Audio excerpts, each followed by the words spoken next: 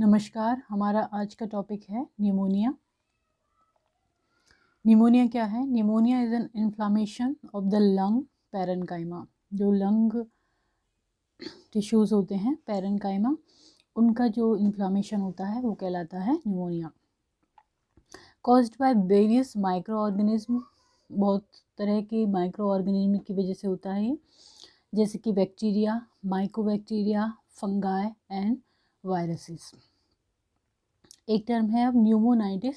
Pneumonitis क्या term है? Inflammation process in the lung tissues. जो इन्फ्लामेशन प्रोसेस चलती है लंग टिश्यूज़ में वो कहलाती है न्यूमोनाइटिस। नेक्स्ट आता है pneumonia is A fatal disease. Fatal disease means ये एक ऐसा रोग है जो कि खतरनाक होता है, घातक होता है in India, specially for young children. किसके लिए? छोटे बच्चों के लिए बहुत ही फैटल डिजीज़ है ये।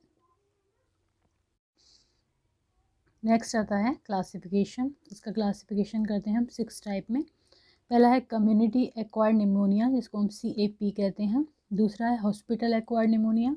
थर्ड वन है health care associated pneumonia. Fourth है वेंटिलेटर एसोसिएटेड निमोनिया। फिफ्थ है pneumonia in the immunocompromised host. Next है एस्पायरेशन निमोनिया। नेक्स्ट है कम्युनिटी एक्वायर्ड निमोनिया, जो कि पहला टाइप है कम्युनिटी एक्वायर्ड निमोनिया या CAP। Occurs either in the community setting और within the first 48 hour after hospitalisation. ज़्यादातर ये कम्युनिटी सेटिंग में होता है और अधिकतर हॉस्पिटलाइजेशन के 48 आवर में। Streptococcal pneumococcus is the most common cause of CAP। यदि हम बात करें कि कम्युनिटी एक्वायर्ड निमोनिया का मोस्ट कॉमन कॉज क्या है, तो वो है स्ट्रेप्टोकोकस निमोनिया या फिर pneumococcus. The causative agent for CAP that needs hospitalisation, वो कॉजेटिव एजेंट जो कि CAP के लिए जिम्मेदार होते हैं, उनमें हॉस्पिटलाइजेशन की किनको ज़रूरत होती है? Streptococcus pneumoniae, H. Influenzae, legionella and pseudomonas aeruginosa. तो ये कॉजेटिव एजेंट हैं CAP के जिनको हॉस्पिटलाइजेशन की ज़रूरत होती है। Streptococcus pneumoniae, H. Influenza, legionella and pseudomonas aeruginosa. Next आता है viruses are the most common cause of pneumonia in infants and children. यदि हम इन्फेंट और चिल्ड्रन की बात करें तो मोस्ट कॉमन कॉज जो होता है निमोनिया का वो होता है वायरस। सेकेंड टाइप में आता है hospital acquired pneumonia, is also called nosocomial pneumonia. जैसे नोजोकोमल इन्फेक्शन है हॉस्पिटल एक्वायर्ड होता है, उसी तरह से हम नोजोकोमियल निमोनिया कहेंगे हॉस्पिटल एक्वायर्ड निमोनिया को। Defined as the onset of pneumonia symptoms more than 48 hour after admission. जब एडमिशन होता है उसके मोर देन 48 घंटे से ज़्यादा के जो टाइम होता है उसमें इनमें सिम्टम्स आते हैं।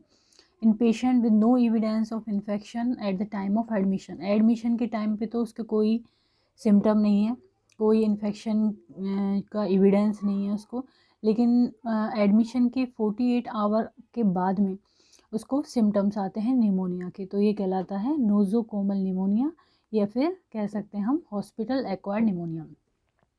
इसको शॉर्ट में बोलते हैं हम HAP। Is the most lethal nosocomial infection. बहुत हानिकारक है ये। Common microorganism that are responsible for HAP include enterobacter species, escherichia coli, influenza, klebsiella species, proteus, serratia marcescens, S. aureus, S. pneumonia, MRSA का full form है methicillin resistance staphylococcus aureus. Methicillin resistance staphylococcus aureus. तो ये HAP के लिए जिम्मेदार bacteria या फिर कह सकते हैं माइक्रो ऑर्गेनिज्म है। Enterobacter species escherichia coli, influenza, klebsiella, proteus, serratia marcescens, S. aureus, S. pneumonia and MRSA। Next आता है specific strain of staphylococci are resistant to all available antimicrobial agent except vancomycin, हम बोल सकते हैं MRSA। तो जो specific strain है स्टेफिलोकोकाई के वो रेजिस्टेंस होते हैं एंटी माइक्रोबियल एजेंट्स के। ये एंटी माइक्रोबियल एजेंट जो है इस पर कोई काम नहीं कर पाती है एक्सेप्ट केवल वैंकोमाइसिन के अलावा। Patient with MRSA are isolated in a private room and contact precaution gown mask gloves antibacterial soaps are used. तो जिनके पेशेंट के MRSA लग रहा है या वैंकोमाइसिन लग रहा है उनको आइसोलेट कर देते हैं प्राइवेट रूम में, और ये सारी जो कॉन्टैक्ट प्रिकॉशंस हैं ये रखनी होती है वहाँ पे, जैसे कि gown mask gloves and antibacterial soap. Next है the usual presentation of HAP is a new pulmonary infiltrate on chest x-ray combined with evidence of infection.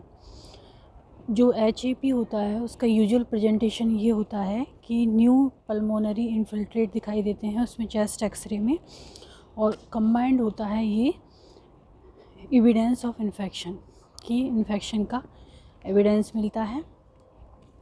Plural effusion high fever and tachycardia are common, इसमें pleural effusion common है, इसके अलावा high fever and tachycardia.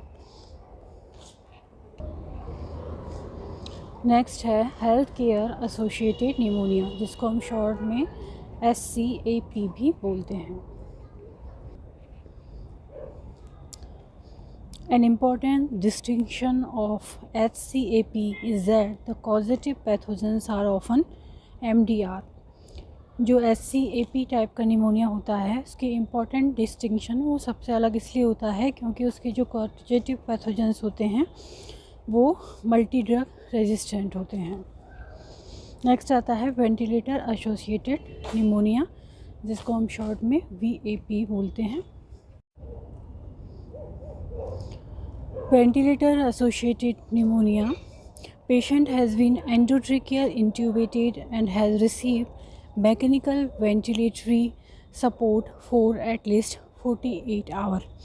इसमें ये history पाई जाती है कि patient जो होता है वो एंडोट्रेकियल इंट्यूबेटेड होता है और उसकी मैकेनिकल वेंटिलेटरी सपोर्ट पर होता है वो एटलीस्ट 48 आवर। नेक्स्ट आता है pneumonia in the immunocompromised host, immunocompromised host में पाए जाने वाला pneumonia.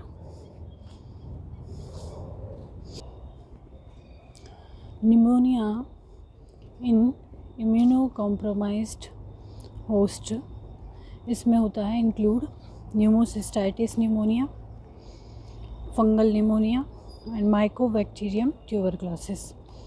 Commonly develop from organism of low virulence, जो कम क्षमता में बीमारी पैदा कर सकते हैं, बीमारी फैला सकते हैं, उनकी वजह से ये हो जाता है। इसमें न्यूमोसिस्टाइटिस निमोनिया और फंगल निमोनिया और माइकोबैक्टीरियम ट्यूबरक्लोसिस आता है। नेक्स्ट आता है aspiration pneumonia. The most common form of aspiration pneumonia is a bacterial infection. Most common होता है इसका bacterial infection from aspiration of bacteria that normally reside in the upper airway. Upper airway में जो reside रहते हैं, मतलब रहते हैं बैक्टीरिया, उनकी वजह से, उनके एस्पायरेशन की वजह से ये होता है एस्पायरेशन निमोनिया। कॉमन पैथोजेंस हैं इसमें S pneumonia, H influenza and S Orius. Next है पैथोफिजियोलॉजी ऑफ निमोनिया। तो इसमें प्रीडिस्पोजिंग फैक्टर, वो सारे कारण जो कि निमोनिया के लिए उत्तरदायी हैं। देन ये क्या करेंगे, इन्फ्लामेटरी रिएक्शन करेंगे इन एल्वियोलाई में। देन फॉर्मेशन ऑफ एक्जुडेट बनेगा। उसके बाद क्या होगा, interfere in diffusion of gases. जब एक्जुडेट बन जाएगा वहाँ पे तो वो गैसेस के डिफ्यूज़न में इंटरफेयर करेगा। न्यूट्रोफिल माइग्रेट टू एल्वियोलाई, और इस वजह से क्या होगा, एल्वियोलाई में न्यूट्रोफिल वहाँ पर चले जाएंगे। ऑक्यूपाई एयर फिल्ड स्पेसेस, और जो वो एयर फील्ड स्पेसेस हैं उनको ऑक्यूपाई कर लेंगे, वहाँ पर स्पेस बना लेंगे अपना। म्यूकोसल सिक्रीशन और एडिमा होगा इससे, म्यूकोसल सिक्रीशन एंड एडिमा। इसके फिर क्या होगा, इंटरफेयर इन नॉर्मल वेंटिलेटरी जो प्रोसेस है वो इंटरफेयर हो जाएगा। And partial occlusion of bronchi और एल्वियोलाई, इनका पार्शियल ऑक्लूजन हो जाएगा।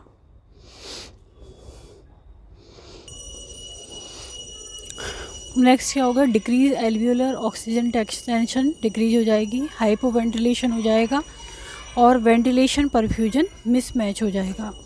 तो ये होती है पैथोफिजियोलॉजी ऑफ न्यूमोनिया।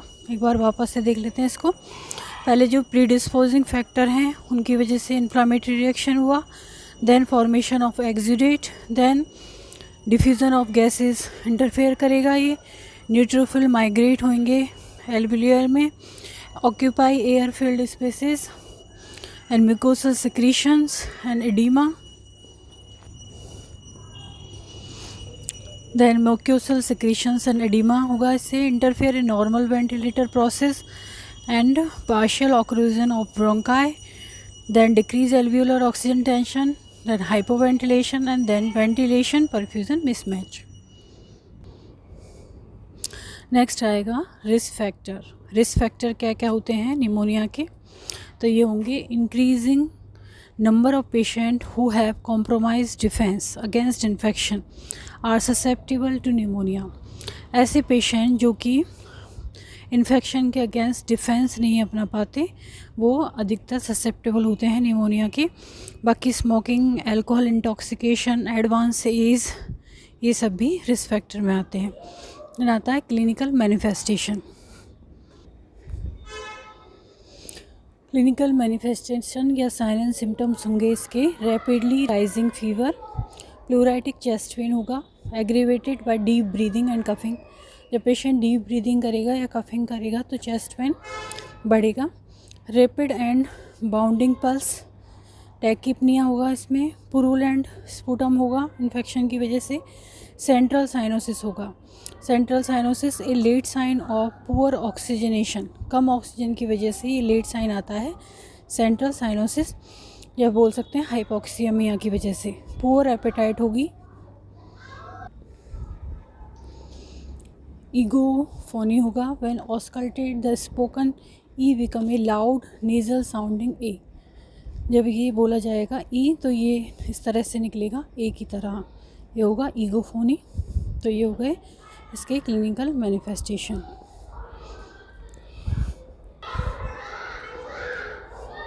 देन आते हैं असेसमेंट एंड डायग्नोस्टिक फाइंडिंग क्या होंगी इसकी। हिस्ट्री टेकिंग, हिस्ट्री लेंगे, फिजिकल एग्जामिनेशन, चेस्ट एक्सरे करेंगे, इसमें आइडेंटिफाई स्ट्रक्चरल डिस्ट्रीब्यूशन होगा, इससे पता लगेगा कि निमोनिया है। लोबार ब्रोंकियल में ऑल्सो रिवील, इनफिल्ट्रेट रिवील करेगा, एम्पाइमा रिवील करेगा।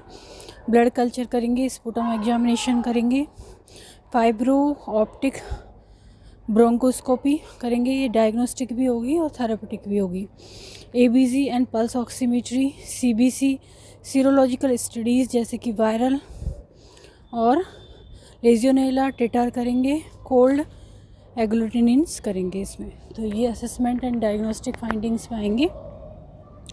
History taking, physical examination, chest x-ray, blood culture, sputum examination, fibre optic bronchoscopy, ABG, CBC, serological studies. Then करेंगे pulmonary function studies, percutaneous aspiration और open biopsy of lung tissues, ये सब चीज़ें होंगी। Then prevention, prevention कैसे करेंगे हम pneumonia का। 2 type of pneumococcal vaccine recommended for adults. Adults के लिए 2 तरह की न्यूमोकोकल वैक्सीन है। पहली है ए न्यूमोकोकल कंजुगेट वैक्सीन PCV13 जिसको हम बोलते हैं, और सेकंड है ए न्यूमोकोकल पॉलीसैकेराइड वैक्सीन जिसको PPSV23 हम बोलते हैं। तो ये अकॉर्डिंग टू डॉक्टर्स ऑर्डर ही लेनी होती हैं। देन होता है इन्फ्लुएंजा वैक्सीन, तो ये प्रिवेंशन के लिए है। मेडिकल मैनेजमेंट देखेंगे अब हम इसका। मेडिकल मैनेजमेंट में है ब्रॉड स्पेक्ट्रम IV एंटीबायोटिक्स दिए जाते हैं इसमें, जैसे कि सेफ्ट्रियाक्सोन, लीवोफ्लॉक्सासिन, एर्टापेनम, और ये according to doctor's order. With non multi drug resistance यदि मल्टी ड्रग रेजिस्टेंस है तो उन केस में हम क्या करेंगे,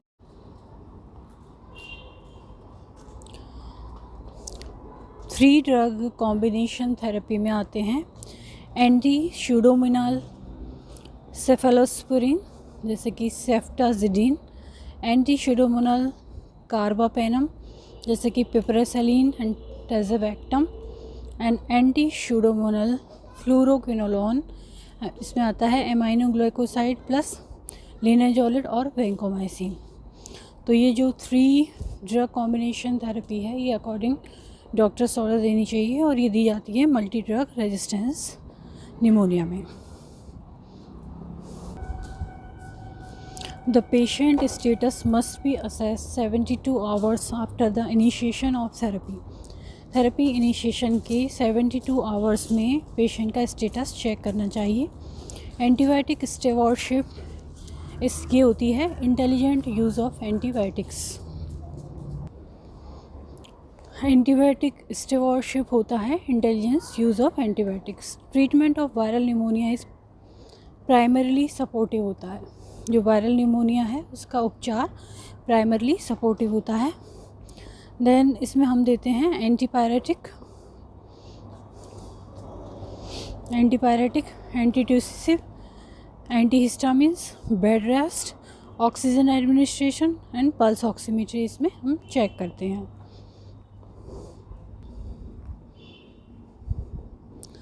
देन आता है कॉम्प्लिकेशन। कॉम्प्लिकेशन में क्या है, शॉक एंड रेस्पिरेटरी फेलियर हो सकता है कॉम्प्लिकेशन ड्यू टू इनएडिक्वेट और डिले ट्रीटमेंट, या तो पर्याप्त ट्रीटमेंट नहीं मिल रहा या डिले हो रहा है ट्रीटमेंट में, तो उसकी वजह से।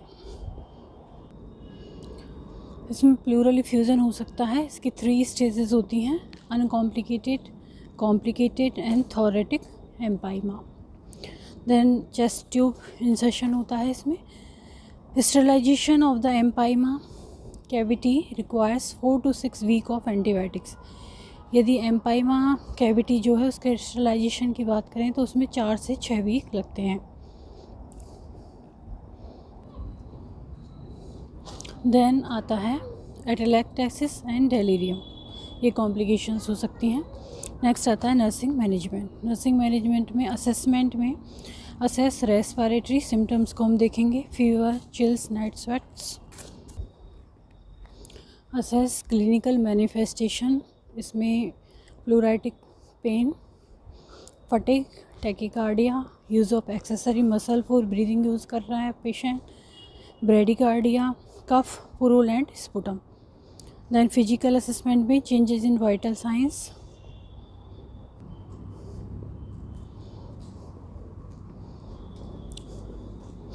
अमाउंट, कलर ऑफ सिक्रीशंस क्या है, अमाउंट क्या है, tachypnoea, changes in chest X ray में चेंजेस आते हैं। देन 4th पे है असेसमेंट इन एल्डरली पेशेंट जो होते हैं उनमें क्या असेस करते हैं, for mental status, dehydration, excessive fatigue, concomitant heart failure, ये सब चीज़ें चेक करते हैं। देन आता है नर्सिंग डायग्नोसिस। नर्सिंग डायग्नोसिस में है first ineffective airway clearance related to copious tracheobronchial secretion। Tracheobronchial secretion ज़्यादा हो जाते हैं, इसकी वजह से इनफेक्टिव एयरवे क्लियरेंस होता है इसमें। सेकंड है फटिग एंड एक्टिविटी इंटॉलरेंस, थकान होना, एक्टिविटी इंटॉलरेंस होना related to impaired respiratory function. Third है risk for deficient fluid volume related to fever and a rapid respiratory rate.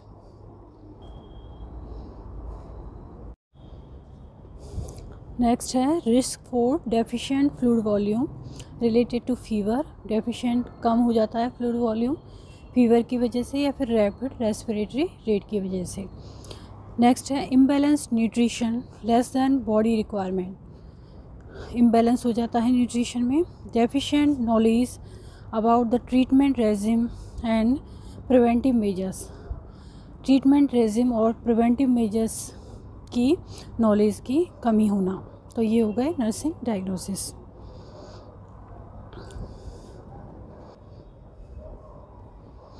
Next आता है nursing care planning and goals, क्या क्या होंगे, improve airway patency, airway patency improve करना, rest to conserve energy, rest करना जिससे कि एनर्जी कंजर्व हो, मेंटेनेंस ऑफ एडिक्वेट न्यूट्रिशन, पर्याप्त मात्रा में न्यूट्रिशन की maintenance, and understanding of treatment protocol and preventive measures, और ट्रीटमेंट प्रोटोकॉल और प्रिवेंटिव मेजर्स की अंडरस्टैंडिंग होना।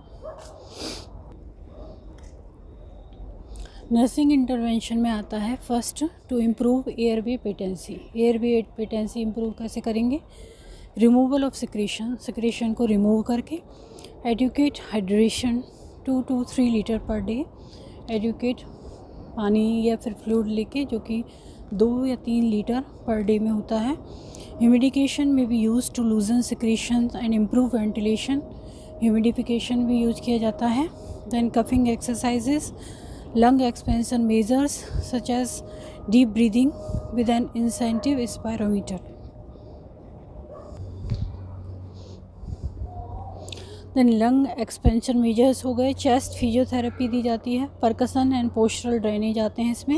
is important in loosening and mobilizing secretion, lose करता है ये secretion को और mobilize करता है। नेक्स्ट आता है to promote rest and conserve energy, इसके लिए सेमी फाउलर पोजिशनिंग देंगे। Then avoid over exertion and positive exacerbation of symptoms, over exertion avoid करेंगे and should change position frequently to enhance secretions, position frequently change की जाएगी जिससे कि secretions बने और बाहर निकलें। नेक्स्ट आता है promoting fluid intake 2 to 3 litre per day. Next आएगा to maintain nutrition, nutrition maintain करने के लिए fluid with electrolytes, nutrition enriched beverages देंगे, गेट्रॉट, and to promote patient knowledge promote करेंगे, and monitoring and managing potential complication को monitor करेंगे और मैनेज करेंगे। नेक्स्ट आता है इवेल्युएशन। इवेल्युएशन में demonstrate improved airway patency, airway patency improve हो गई है। Rest and conserve energy by limiting activities and remaining in bed, rest मिल गया है, एनर्जी कंजर्व हो गई है क्योंकि लिमिटिंग एक्टिविटीज़ है और बेड पे है तो वो रेस्ट में है। Maintain adequate hydration and consume adequate hydration and exhibit no complication.